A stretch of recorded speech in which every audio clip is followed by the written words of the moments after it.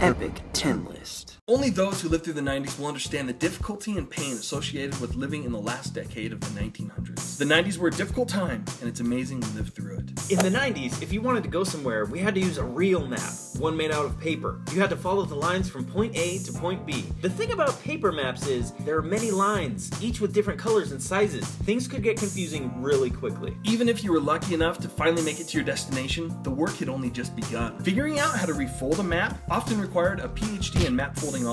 In the 90s, we couldn't instantly see what our photos looked like. We had to go to a special place where they would take your film and develop it into pictures that you would hold in your hand. If you paid extra money, they would develop your photos in an hour or two instead of 3 to 5 days. The common man didn't have photo retouching software like Photoshop or photo filters like the ones on Instagram. Even if you did have Photoshop, how are you supposed to get your paper picture onto a computer? What, do you think I'm a billionaire? While scanners did exist in the 90s, they were expensive and the average household did not have one. Long before digital downloads existed, we stored our music on little plastic boxes filled with a plastic tape. The music was stored in the tape, and the tape was stored in these boxes. We called these musical boxes cassette tapes. Why did we call them cassette tapes? Simple, because they were cassettes with tape in them. You'd better be careful with your cassette tape though. If not, all of your tape will come out and your music will fall on the floor. Hey, don't worry though. You can use the eraser of a pencil to wind up your tape and save your music. Careful though. You don't want your tape to get tangled or ripped. If it does rip, just take a little piece of Scotch tape and mend your music.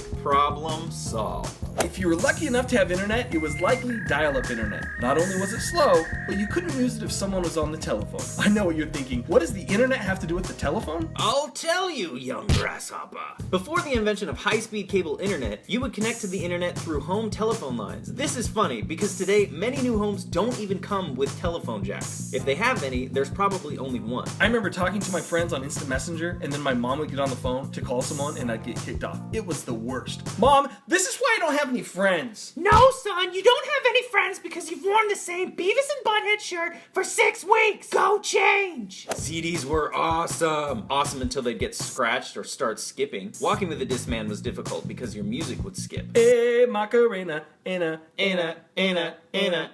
Running with one was an impossibility. Even if you spent the extra $50 on a Discman with anti-skip technology, yeah, that was a thing. It never worked. In the 90s, playing video games was a 2-person event. You'd grab some Dunkaroos and a pack of fruit-striped gum and play with your best bud. Well, that is if the game you were playing even had 2-player mode. If you were with 2 friends, someone was always left out to sit in the corner alone until someone's turn was over. The 90s were a dark time for me. A very dark time. Today you can play with several friends, and the best part is, your friends don't have to physically be in your house eating your Dunkaroos or farting up a storm in your living room. AOL Instant Messenger was awesome. As long as you'd stay out of chat rooms, most parents were fine with their kids IMing. Instant messaging was amazing. Keep in mind that this was before text messaging or any form of social media. The worst, though, was when the screen name that you wanted was taken and you had to figure out an alternative. No! I want it to be Thunder Kitty 702. This is the worst day ever. I hate you, Mom. You still haven't changed out of that Beavis and Butthead shirt, you stinky hood rat. The agony felt the first time you were shown these 6 lines and you didn't know what to do with them. Is it a maze? Are we playing tic-tac-toe? What is this? Once you were in, you were fine, but until you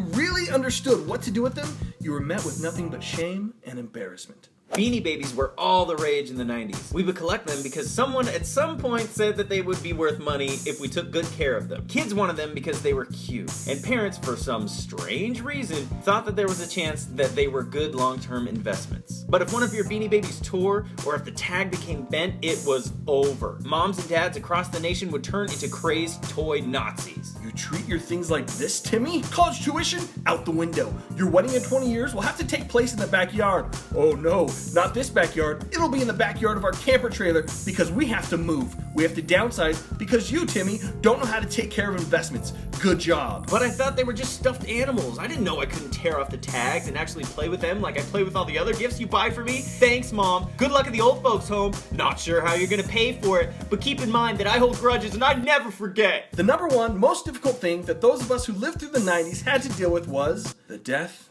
of Mufasa. I remember it like it was yesterday. I was with my family at the movie theater. I was wearing my hypercolor shirt and my brand new Reebok pumps. I pumped the left one up 3 times and the right one 4 times prior to entering the movie theater. A 3-4 pump combo was my pump ratio of choice when watching movies, especially cartoons. I pretended like I didn't want to go. But when my dad said that he was going to buy popcorn, Clear Coke, and 3D Doritos, I knew I had no other choice. The movie started out with a musical ensemble that had my heart racing. I was in. I was committed. I was enthralled. No, I was in love with the characters. For the first time, at the age of 12, I knew what it felt like to belong to a pack. No, a tribe. The birth of Simba was a coming-of-age moment for me. I was a man. I was a leader. I belonged. Simone, Pumbaa, Zazu, Sarabi, Mufasa. I was surrounded by friends. No, our connection was deeper than that. I was surrounded by family. Then there was a moment where I was caught off guard. Caught off guard like the time in 6th grade where someone stole my slammers from my Pog collection. I digress. With no warning, Mufasa, leader of the Pride Lands, protector of Minnie, was violently trampled to death by a stampede of wildebeest. He was gone. Gone forever. Violently trampled to death while his son Simba and I watched. We watched in agony. I cried. While I cried, the air from my Reebok pumps quietly escaped. My 3D Doritos would forever seem two-dimensional, and my Clear Coke would forever be cloudy, as we paid homage to our friend, our leader, our father, Mufasa. Hey guys, if you like this video, be sure to give it a thumbs up. Thanks so much for watching. We appreciate it. If you click subscribe, you'll be notified every time we post an Epic 10 List video.